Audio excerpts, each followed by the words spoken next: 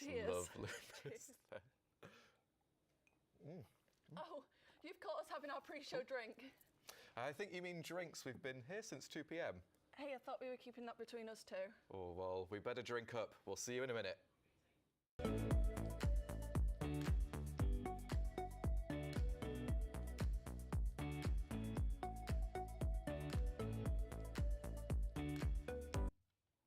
Good evening and welcome back to Shaken and Stirred. I'm Alfie Innes and I like my martini shaken. And I'm Gabrielle Forshaw, and I always like my martini stirred. Tonight we have an exciting evening of all things cocktails and drinks lined up for you. This week we will be delving into the world of low percentage beverages and alcohol-free products. That's right, Gabrielle. Well, we won't waste any more time. Let's take a look at what we have coming up. First up, we'll be discussing some weird and wonderful hangover cures that have been tried and tested by you guys at home.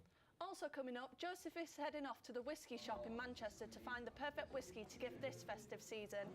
And we'll be rounding off the night with bartender Alex, who is sharing his favourite winter cocktail recipe. Hey Alex, can you give us a hint as to one of the ingredients in tonight's recipe, please? We will be using cranberry juice, a fan favourite this time of year. Well, I can't wait to see what you do with that. Neither can I, and possibly with all these drinks tonight, we will have a need for these hangover cures that you have been sending to us over on our Instagram. And from your suggestions, Gabrielle and I have picked some of our favourites to discuss. The first response I saw that sparked my interest comes from Katie Jones, who suggests that a trip to the sauna as her #1 hangover solution. No, I actually really like this one. I think this is really nice because when you're hungover, you don't want to do anything. You want to lie there, you want to let all that hungover sweat out of you. I think this one's brilliant. What do you think? I agree, but also the heat would just be too much for me. I just don't think it'd be perfect. You can always step out. You can always step out.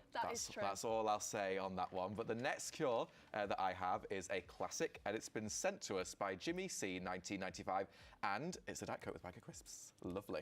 I think that's too basic. Oh, Gabrielle, what are you on today? You can have whatever type of crisp you want. You could have Pringles. I'm just naming brands now. You could have a 1 packet. You could have a 6-pack, a 12-pack, even a 24-pack if you're greedy, like me. Well, you're not wrong there. Next, we have a very specific solution. Lucy Smith 01 says that she always eats an apple and follows it up with a long mile walk. I don't have anything nice to say about this one at all, actually. I think if you do this one, there is something wrong with you. I'm not sure what you think, Gabrielle. I think it's nice and healthy. Eating an apple, mile-long walk, getting some fresh air. I think it's perfect. Right, but when you're hungover, healthy is not the first word on your mind. It's more like, how do I not throw up? And I don't really want to do that on a mile-long walk. However, I would quite like to do this next one. And this cure is suggested by Milo.Adams. And it's one you'll either love or hate. It's Marmite. Hate it. Oh, I love it. We're really, really differing on our opinions we today, are, aren't we? Gabrielle. I love it. You'll never know the joys of a crumpet with lots of butter and Marmite. Well, lastly, arguably the weirdest one, Nicola_Hayward suggests a shot of pickle juice. Now, I've never had this before, but Nope. Alex is walking over, and I well, feel I'm like not- we're about to. Hey guys, ever tried pickle juice before? Thankfully not. No, but I guess we are now. This Cheers, all guys, enjoy. changes today. Thank you. Who's going first, then? I think we have to go at the same We'll time. go at the same I feel time. It'd be unfair for... No problem. Well, Cheers. cheers. Mmm. Oh. That's not nice. No, definitely will not be doing that one either, hungover or sober. I did the full thing. Well, that was lots of great advice from our viewers. And if you don't fancy drinking pickle juice hungover, then why not give a non-alcoholic alternative a try? We sent bartenders Elvie and Sophie out on a challenge to taste test some drinks and their non-alcoholic alternatives. The twist, they don't know which is which. Can they figure it out? Hi, I'm LV, and I've been a bartender for 6 years. Hi, I'm Sophie. I've been a bartender for 5 months. And today we're doing a non-alcoholic and alcoholic tasting competition.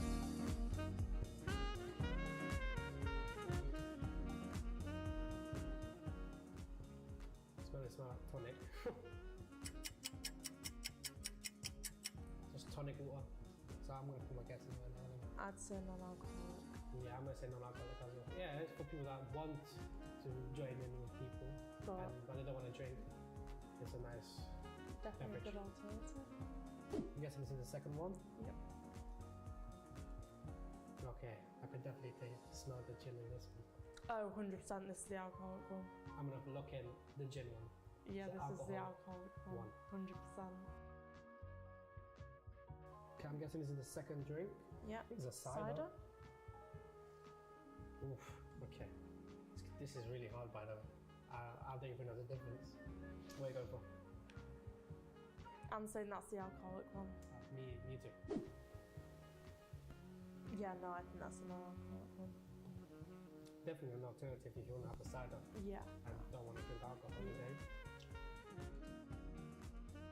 Cheers. This Cheers. is our last round. Last round. See, the difference between non-alcoholic beer and like a normal alcohol, they're just the same. They smell the same. They're made out of malt. I'm gonna wait until the next one to give my answer. Yeah. I'm not going to reveal my answer yet. Last one. Last one? Yeah.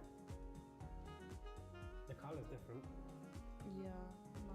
Yeah, I think the first one tastes better, but I still think this is the alcoholic one. Yeah. Yeah, I think this is alcohol one too. It's because it's darker. Right, the results are in. Interesting. On the first one, that was a gin. We got that correct. Ooh. Second one was a cider. We got that one correct. Correct. Yeah. That was hard, you know. Third one, beer. We got that one wrong. Got it wrong. That's a non-alcoholic. Yeah. That's so weird. To me, that just tasted more Yeah, I alcoholic to thought the it other tasted one. more like small, like tonic. Yeah. Cheers. Cheers. Back to you guys in the studio. Wow, you guys did much better than I would have during that taste test. Would rather have done that one than the pickle juice, but it is still fantastic to see what non-alcoholic alternatives there are to some of our favourite alcoholic beverages. And sticking with the theme of lowering your alcohol consumption, this week's wine of the week from the Shaken and Stirred cellar will be a low percentage wine, as selected by our bartender Alex. Alex, can you please tell us more about it? Of course, today we have a lovely Moscato Rosé from Valencia, Spain. This is a sparkling wine with just 5% alcohol percentage. Should we give it a try, guys? Yes, course. please. Anything to get rid of the taste of the pickle juice. Exactly. Let's have a smell of this. Thank you. It smells really nice. Really smells of summer berries, this. Yeah. It's lovely.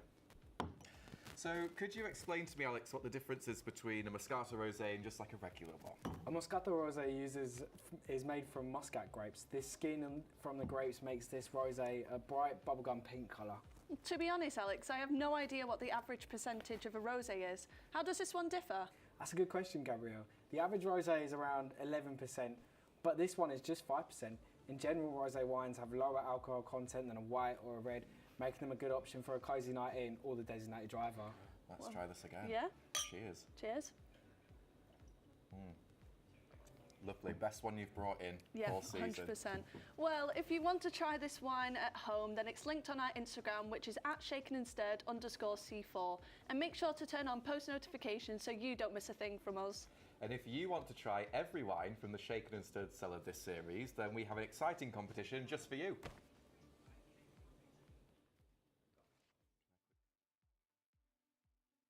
You can get the chance to win a bottle of wine every week from the Shaken and Stirred cellar that has been featured on this season's Wine of the Week. Here are the details. Text WINE to 30962 or go to our website www.shakenandstirred.co.uk or download the Shaken and Stirred app. Call 07725 271 945. Entries must be 18 or over and the lines close at 5 p.m. on the 22nd of November. Good luck! What a great prize. I wish I could enter that competition myself. And so, Gabrielle, dreaded question from me now. Have you done any Christmas shopping yet? Well, you know me, Alfie. I'm super organised and mine is all complete. Well, I too have been getting organised and I've sent our friend Joseph to the whisky shop in Manchester to discover what makes the perfect gifting whisky. So, Joseph, have you cracked open a bottle of single malt yet?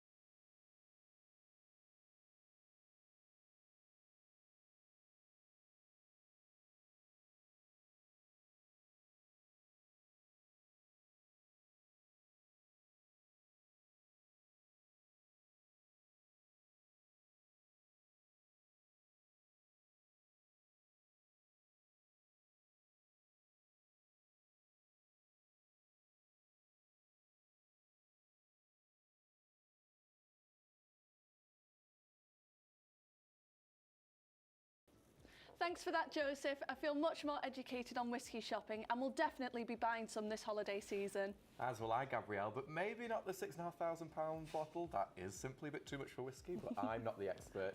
And to wrap up our evening, Alex will be guiding us through a delicious winter cocktail recipe using your favourite whiskey. So, Alex, what are we shaking up this week? So today we have my favourite whiskey cocktail, which means a cranberry whiskey sour. And you guys have some that I made earlier to try. They're already here. Thank you. Well, that sounds delightful. Where do we begin? So this recipe is simple and is a twist on a classic whiskey sour.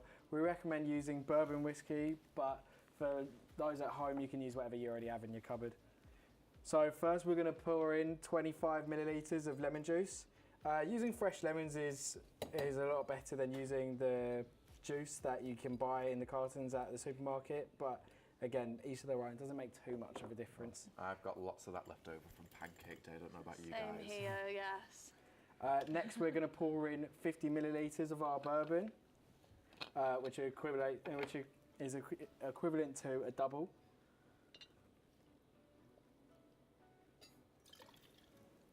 Well, that sounded expensive. How much was that Yes. bottle? Definitely not £6,500, I'll tell you that for free. It was 5.5 instead. Yes. After that, we're going to add 15 millilitres of honey. Again, if you don't have the time to measure out 15 millilitres, a healthy pour will do you just fine. And can you use anything other than honey? Is golden syrup allowed in this, or is that simply a bit too much, Alex? Golden syrup, I mean, each to their own. You're more than welcome to taste it and try it and see what happens. If you wanted a more authentic and probably more posh version, most people might say, you can find agave syrup to use. Lastly, we're going to add around 75 millilitres of cranberry juice. So what I do is I pour 50 and then just a healthy serving. So for people who don't have cranberry juice at home or just simply doesn't like cranberry juice, is there any alternatives that you can use? Yeah, I mean, any juice that you can use that isn't citrus, so lemons, limes, pink grapefruit juice won't really work, but an apple juice will do just as fine. So here we have, we're going to pour the ice into the glass to chill it first, and then we put our ice into the shaker. And have you washed your hands today, Alex? Oh, you know I have. Now we're going to give it a good whack down on the top of the shaker. Make sure we don't have our drink flying everywhere. And just give it a good shake. Do this for roughly around 20, 30 seconds. But I mean, here we're just trying to mix it up. Make sure everything's incorporated. Dilute it slightly so it's not as harsh. Now, sometimes it's quite tough, but we're just going to whack 90 degrees to forward facing. And it should just pop off like that. We'll give it a good dribble there, make sure we get the last bits. We're going to grab our strainer and we're just going to simply pour it into the glass. Oh, would you look at that? That looks lovely.